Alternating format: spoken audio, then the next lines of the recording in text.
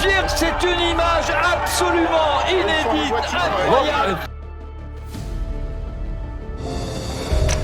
Hard as nails. Tough. How can you be a guy in Nairobi and dream of being any kind of decent cyclist?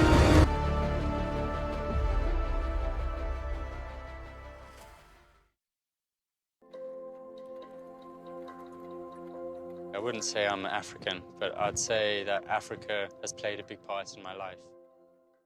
He was a young, energetic boy, and he had his little BMX bicycle he wanted to ride around.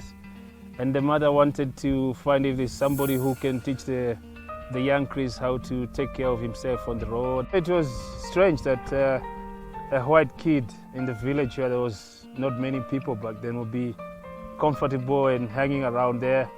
And he didn't care much what people thought or looked at. He learned Swahili quite quickly, but he was always talking the language of the bicycle rather than anything else.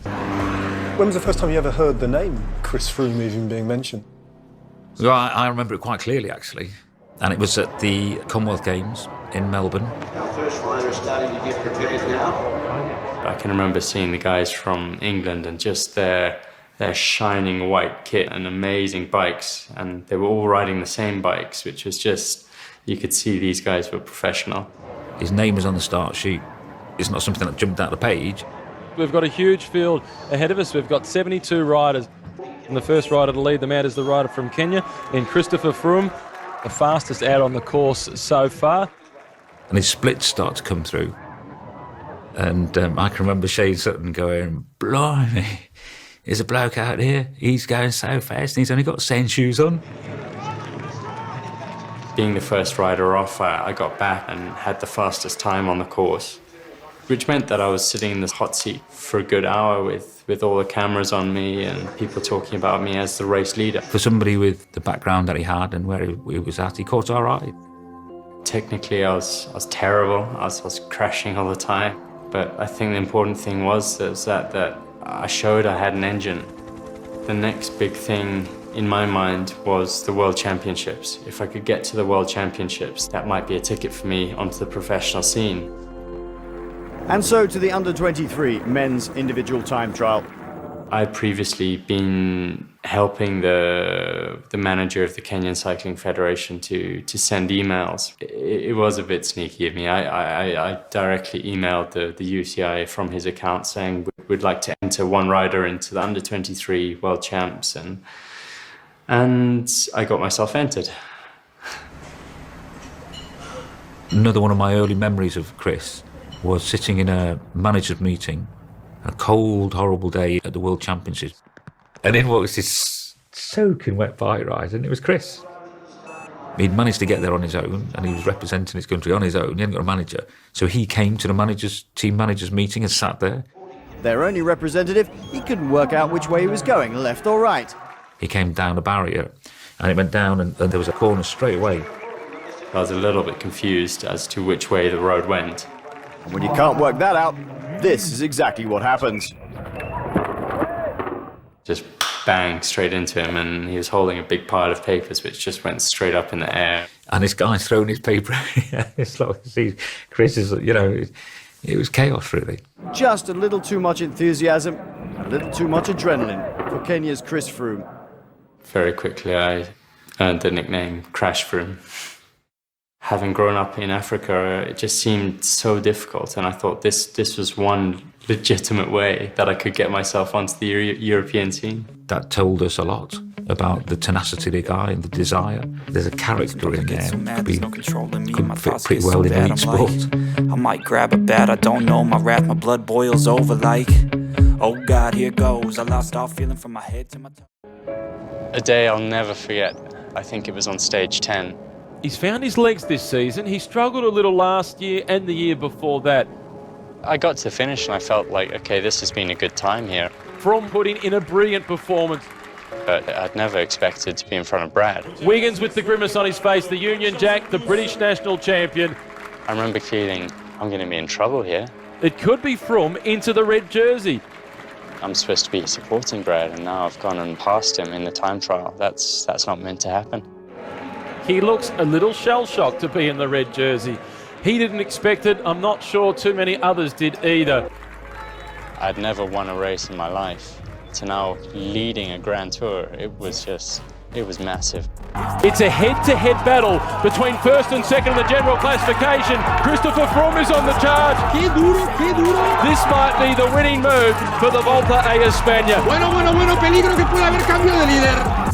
I'ma stay loud, stay proud, never running out, never heading south. I'll be spreading out, call it word of mouth. Kobo has got the support as Christopher Froome is starting to fade. It be raining now, I keep making sound. Go another round, bitch, I'm legend bound. Can't stop me now. You don't wanna fuck with me. This is an extraordinary day of racing. Christopher Froome wins the stage.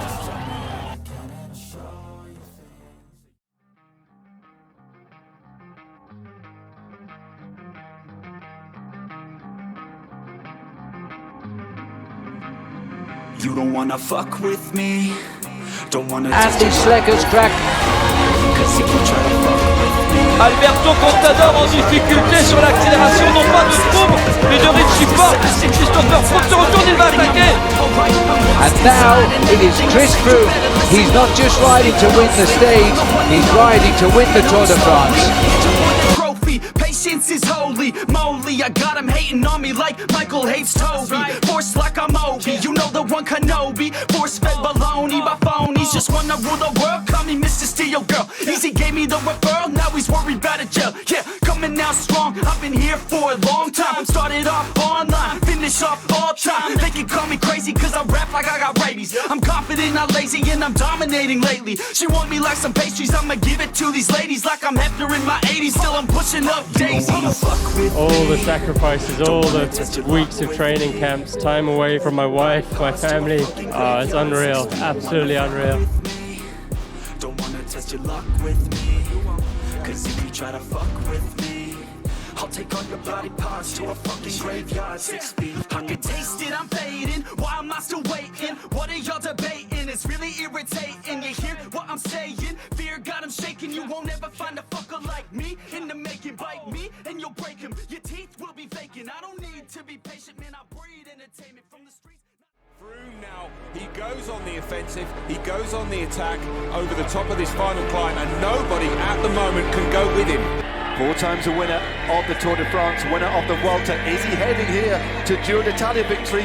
And even on this descent, he's taking just a few seconds. I wouldn't say I was taking risks on the descent, but I pushed on and went as fast as I could. Chris Froome is now the virtual leader, the Maria Rosa of this Giro d'Italia. What a stage it has been. Oh, who would have thought it at the start of today? What a ride here, an epic ride by Chris Froome. Masterful performance, takes the win. Chris Froome is the winner of the 101st edition of the Giro d'Italia.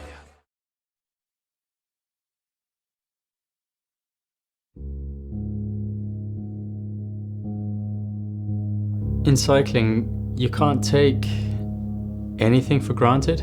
With the big crash back in 2019, I mean, everything was perfect at that moment.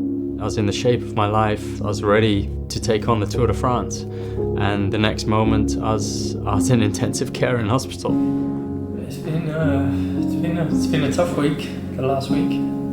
I think the first couple of days, I didn't really know if I was coming or going. I was just so out of it all the time, I think, on all the medication. It sounds like what had happened was a gust of wind had taken my front wheel from a perfectly straight piece of road just straight into someone's driveway, and at first it was the disappointment of not being able to carry on and do the race. Then it actually dawned on me that actually this isn't about bike riding anymore. This is about surviving.